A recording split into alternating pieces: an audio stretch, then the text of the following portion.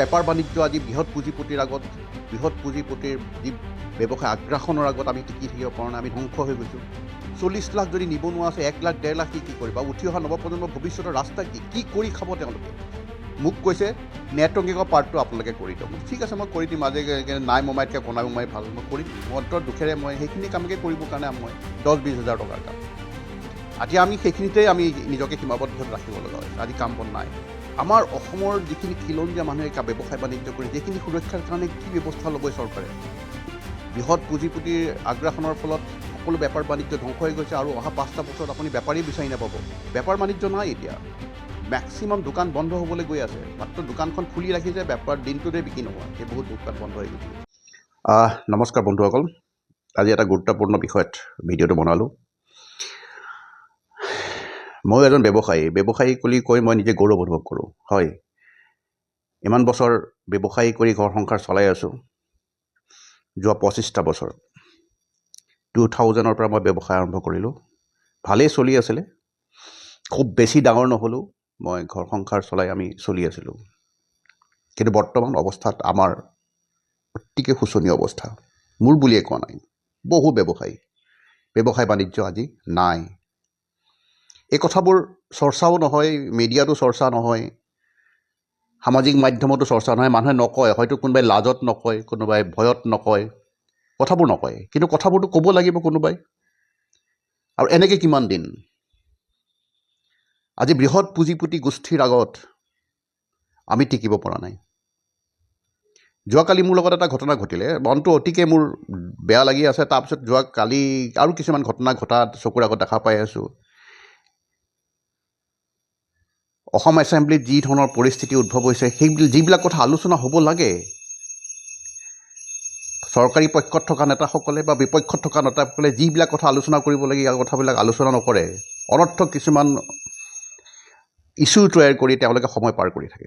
তো আমাৰ কথা কোনে ক'ব? আমাৰ কথাটো আমিয়ে ক'ব লাগিব যে বেপাৰ বাণিজ্য আজি বৃহৎ পুঁজিপতিৰ আগত বৃহৎ পুঁজিপতিৰ যি ব্যৱসায় আগ্ৰাসনৰ আগত আমি টিকি থাকিব পৰা নাই, আমি ধ্বংস হৈ গৈছোঁ। আমিতো বা ধ্বংস হ'লোঁ, উঠি অহা নৱপ্ৰজন্মৰ ভৱিষ্যত ক'ত? চাকৰি 1 লাখ 1.5 লাখ, 40 লাখ যদি নিবনুৱা আছে, 1 লাখ 1.5 লাখ কি কৰিবা? উঠি অহা নৱপ্ৰজন্মৰ ভৱিষ্যতৰ ৰাস্তা কি কৰি খাব তেওঁলোকে? সকলোতে বৃহৎ পুঁজিপতিৰ হাতোৰা। যোৱাকালি এটা চেণ্ট্ৰেল গভৰ্ণমেণ্ট ডিপাৰ্টমেণ্টে মোক মাতিলে। মোৰ লগত আগৰ পৰাই মই তেওঁলোকৰ লগত কাম কৰি আছিলোঁ। আজি বহুদিন কাম নাই, হঠাতে মোক মাতিলে। মই গ'লোঁ, দেখিলোঁ তেওঁলোকৰ, মইতো IT লেভেলত কাম কৰোঁ। তেওঁলোক বিৰাট ডাঙৰ IT ছেটআপ বহালে। মোক ক'লে আপুনিতো নোৱাৰিলে দিব। মই নোৱাৰোঁ, আজিকালি জেমছৰ থ্ৰুৱেদি পাৰ্চেছ কৰিলে মই ৰেট কম্পিট কৰিব নোৱাৰিলোঁ আৰু মুঠতে। এইটো মোৰ ভুল হ'ব পাৰে বা I am not competent, I don't know'. মই নিজক সেইমতে বনাব নোৱাৰিলোঁ। সেইবিলাক অসমৰ কোনোবা মানুহে পালেও মোৰ বেয়া কথা, মোৰ দুখ কৰিব লগা নাছিলে। সেইখিনি বাহিৰৰ ৰাজ্যৰ মানুহে আহি পেলাই তাত ইনষ্টল কৰিছে, কাম কৰি থৈছে। মোক কৈছে নেটৱৰ্কিঙৰ পাৰ্টটো আপোনালোকে কৰি দিয়ক। ঠিক আছে, মই কৰি দিম। আজি নাই মোমাইতকৈ কণা মোমাই ভাল, মই কৰি দিম। মই অন্তৰত দুখেৰে মই সেইখিনি কামকে কৰিবৰ কাৰণে মই 10-20 হাজাৰ টকাৰ কাম। এতিয়া আমি সেইখিনিতেই আমি নিজকে সীমাবদ্ধ ৰাখিব লগা হৈছে। আজি কাম বন নাই। এতিয়া কথাটো হ'ল, আমাৰ অসমৰ যিখিনি খিলঞ্জীয়া মানুহে ব্যৱসায় বাণিজ্য কৰি সেইখিনি সুৰক্ষাৰ কাৰণে কি ব্যৱস্থা ল'ব চৰকাৰে? এই নেতাসকলে, চৰকাৰত থকা নেতাসকলে, বিপক্ষত বহি থকা নেতাসকলে এইখিনি কি চিন্তা চৰ্চা কৰিছে নাই? আজি বৃহৎ পুঁজিপতিৰ আগ্ৰাসনৰ ফলত সকলো বেপাৰ বাণিজ্য ধ্বংস হৈ গৈছে আৰু অহা 5টা বছৰত আপুনি বেপাৰী বিচাৰি নাপাব। যি ধৰণে নতুন টেকন'লজি ইউজ কৰি তেওঁলোক আগবাঢ়ি আহিছে, আমাৰ মানুহে কি কৰি খাব? বেপাৰ বাণিজ্য নাই এতিয়া। মেক্সিমাম দোকান বন্ধ হ'বলৈ গৈ আছে। মাত্ৰ দোকানখন খুলি ৰাখিছে, বেপাৰ দিনটোতে বিক্ৰী নোহোৱা। বহুত দোকান বন্ধ হৈ গুচি গৈছে। মোৰতো বহুত বন্ধু আছে, ফেঞ্চি বজাৰতো বন্ধু আছে, বেপাৰ বাণিজ্য নোহোৱাকৈ দোকান বন্ধ এৰি ঘৰত বহি থাকিব লগা অৱস্থালৈকে পৰ্যায় পাইছেগৈ। তেতিয়াহ'লে অসমৰ যিসকল ব্যৱসায় বাণিজ্য কৰি চলি থকা মানুহ আছিল, সেই মানুহখিনি কি কৰিব? চৰকাৰেতো চিন্তা চৰ্চা কৰিব লাগিব। যদি চিন্তা চৰ্চা নকৰে, নতুন ব্যৱসায় বাণিজ্যলৈ ল'ৰা ছোৱালী আগ্ৰহ প্ৰকাশ নকৰিব নহয়। এতিয়া আমাৰে অৱস্থাটো থৈ বহিছে। আমাক সুবিধা দিয়ক। আমাক চৰকাৰৰ যিবিলাক গভৰ্ণমেণ্ট ছেক্টৰৰ কাম আছে, সেই কামবিলাক আমাক সুবিধা দিয়ক। ডাঙৰ পেকেজ নকৰিব, সৰু পেকেজ কৰি আমাক কাম কৰাৰ সুবিধা দিয়ক। নহ'লে আমি ঘৰ সংসাৰ চলোৱাটো দূৰৰ কথা, ব্যৱসায় বাণিজ্য চব বন্ধ কৰি বহি থাকিব লাগিব। ৰাস্তাত এতিয়া ফুটপাথত বহিব লাগিব আমি। এই পৰ্যায়লৈ আমি গতি কৰিছোঁ। মই সকলো ব্যৱসায়ীক, যিসকলে ব্যৱসায় বাণিজ্য কৰি, কালিতো টিভিত আৰু আহিছে যে এজন মানুহে কান্দিব লগা অৱস্থা হৈছে, তেওঁ পে'মেণ্ট নোপোৱাকৈ 2 বছৰ ব্যৱসায় বাণিজ্য কৰি পেলাই পে'মেণ্ট নোপোৱাকৈ ঘৰ সংসাৰ চলাব লগা হৈছে। কেনেকৈ চলাব? ব্যৱসায়ীখিনি কিমান নেগলেক্ট কিয় কৰা গৈছে? আমাৰ থলুৱা ব্যৱসায়ী, সেইখিনি সৰু সৰু ব্যৱসায়ী, এই ব্যৱসায়ীখিনিয়ে অৰ্থনীতি ধৰি ৰাখিছিলে, আজিও ধৰি ৰাখিছে। এই ব্যৱসায়ীখিনি যদি ধ্বংস হ'বলৈ যায়, অকল পুঁজিপতিয়ে দেশ চলাব নোৱাৰে, অকল পুঁজিপতিয়ে দেশ চলাব নোৱাৰে। সিদিনা দেখা পালোঁ ৰিলায়েন্সৰ নিচিনা এটা ডাঙৰ কোম্পানীয়ে পানী বটলত তেওঁলোকে আমাৰ ক্ষুদ্ৰ ব্যৱসায়ীখিনিক মাৰিবৰ কাৰণে পানী বটল ব্যৱসায় কৰি পেলাই আমাৰ বহুত ক্ষুদ্ৰ ব্যৱসায় বাণিজ্য চলাই আছিল। তেওঁলোকে সেই ব্যৱসায়টো তেওঁলোকে মানে আমাৰ মানুহখিনিক মাৰি দিবৰ কাৰণে তেওঁলোকে ডাঙৰ ডাঙৰ বটলৰ, সেই 10 টকীয়া ডাঙৰ ডাঙৰ বটল পানী এতিয়া ইণ্ট্ৰডিউচ কৰিছে। এতিয়া কি হ'ব? আমাৰ থলুৱা ব্যৱসায়ীখিনি খতম হৈ যাব। এই ক্ষেত্ৰত আমাৰ প্ৰটেকশ্যনৰ কাৰণে কিবা চিন্তা চৰ্চা কৰিছে নাই? আমাৰো ভৱিষ্যত আছে, আমাৰো ল'ৰা ছোৱালী আছে, আমাৰ ঘৰ সংসাৰ আছে। কি হ'ব আমাৰ? অহা দিনবিলাকতো আৰু ভয়ংকৰ হ'বলৈ গৈ আছে। যি ধৰণৰ টেকন'লজি লৈ আহি তেওঁলোকে বিজনেছ কৰিবলৈ গৈ আছে। এতিয়া মই টাটা গোষ্ঠীক সন্মান কৰোঁ, টাটা গোষ্ঠীক সন্মান এতিয়া কেনেকৈ কৰোঁ? তেওঁলোকে কমন মেনে বিজনেছ কৰা বিজনেছবিলাক তেওঁলোকে কেতিয়াও বিজনেছ নকৰে।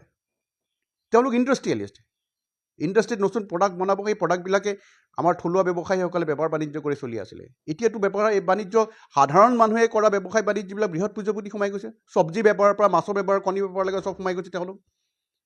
আমাৰ মানে কি কৰিব? সেই তেওঁলোকেতো লষ্টতো বিজনেছ কৰিব পাৰে। তেওঁলোকক সেই লোনখিনি মাফ কৰি দিব চৰকাৰে পিছত। আমাকতো নকৰে। আমিতো লষ্টত বিজনেছ কৰিব নোৱাৰোঁ, বা আমাক বেংকে লোনো নিদিয়ে। লোন দিও যি অৱস্থা কৰিছে সেইটোতো বাৰু এটা বেলেগ চেপ্টাৰ। কি হ'ব আমাৰ ভৱিষ্যত? আমাৰ ক্ষুদ্ৰ ব্যৱসায়ীসকলে কি হ'ব? মই প্ৰতিটো ৰাজনৈতিক দলক মই এই মঞ্চৰ পৰা আহ্বান জনাইছোঁ, আপোনালোকে এই বিষয়ে চিন্তা চৰ্চা কৰক। কাৰণ আপোনালোকৰ একো প্ৰব্লেম নাই, আপোনালোকে চৰকাৰৰ সকলো সুবিধা পাই আছে। আমাৰ কথা কিয় চিন্তা কৰিব? কিন্তু এতিয়া মই ৰিকুৱেষ্ট কৰিছোঁ আপোনালোকে কথাবিলাক চিন্তা কৰক, এছেম্বলিত এইবিলাক কথা আলোচনা কৰক। আমাৰ থলুৱা ব্যৱসায়ীসকলক সুৰক্ষাৰ কাৰণে কি কৰিব পাৰি, তেওঁলোকৰ পৰিয়ালৰ সুৰক্ষাৰ কাৰণে কি কৰিব পাৰি, এই বিষয়ে চিন্তা চৰ্চা কৰা আৰম্ভ কৰক। তেতিয়াহে দেশখন আগবাঢ়িব। অকল 1, 2, 3টা পুঁজিপতিক উন্নতি চিন্তা কৰাতকৈ সকলো দেশৰ সৰ্বাংগীন উন্নতিৰ কাৰণে চিন্তা কৰক। তেতিয়াহে দেশ বাচিব। অন্যথাই এইখন দেশ কেনেকৈ চলিব? আজি 40 লাখ নিবনুৱাই কি কৰি খাব? চাকৰিটো 1 লাখ 2 লাখেই হ'ব, বাকীখিনি বেপাৰটো একোৱেই নচলে।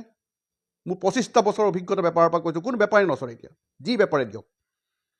ষ্টাৰ্টআপ কথা কৈছে, ষ্টাৰ্টআপ ঠিকেই আছে, 2-এজন নতুন নতুন কনচেপ্ট লৈ 2-এজন ছাকচেছ হৈছে, এইটো বেলেগ কথা। চবৰ কাৰণে সেইটো সম্ভৱপৰ নহয়, চবেই ট্ৰেডিশ্যনেল বিজনেছেই কৰিব যাব। কিন্তু কিবা এটাতো আমাৰ প্ৰটেকশ্যনৰ কাৰণে চৰকাৰেও চিন্তা কৰিব লাগিব, এই ক্ষুদ্ৰ ব্যৱসায়ীসকলক কেনেকৈ সুৰক্ষা কৰা যায়। বেপাৰ বাণিজ্য কৰা মানুহে কেতিয়াও মাত নামাতে। তেওঁলোকৰ আত্মসন্মান আছে, আৰু তেওঁলোকে কথাখিনি ক'বলৈ লাজো পায় বহুতে, যে মোৰ বেপাৰ বাণিজ্য নাই বুলি ক'লে। কিন্তু মই লাজ নকৰোঁ। মই কৈছোঁ যে হয়, আজি বেপাৰ বাণিজ্য নাই, ধ্বংস হৈ গৈছে। আমাৰ নতুন অপশ্যন কি? আমাৰ ভৱিষ্যত কি? অতি গুৰুত্বপূৰ্ণ বিষয় এইবিলাক। মই সকলো ৰাজনৈতিক দল, মই চৰকাৰত থকা ৰাজনৈতিক নেতাসকলেও কৈছোঁ, বিপক্ষত থকা ৰাজনৈতিক নেতাসকলেও কৈছোঁ, আপোনালোকে এই কথাবিলাক চিন্তা চৰ্চা কৰক, আৰু অতি গুৰুত্ব সহকাৰে অহা দিনবিলাক এইবিলাক লৈ চিন্তা চৰ্চা কৰক। আৰু আমাৰ উঠি অহা নৱপ্ৰজন্ম, আৰু মই উঠি অহা নৱপ্ৰজন্মও কৈছোঁ, আপোনালোকে এই কথাবিলাক ভাবক, আপোনালোকৰ ভৱিষ্যতৰ কাৰণে ভাবক। আপোনালোকে প্ৰশ্ন কৰক এই ৰাজনৈতিক নেতাবিলাকক, তেওঁলোকে আপোনালোকৰ ভৱিষ্যতৰ কাৰণে কি চিন্তা কৰিছে সোধক।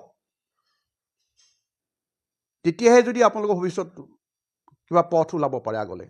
অন্যথাই ভৱিষ্যত অন্ধকাৰ। কিন্তু ধন্যবাদ।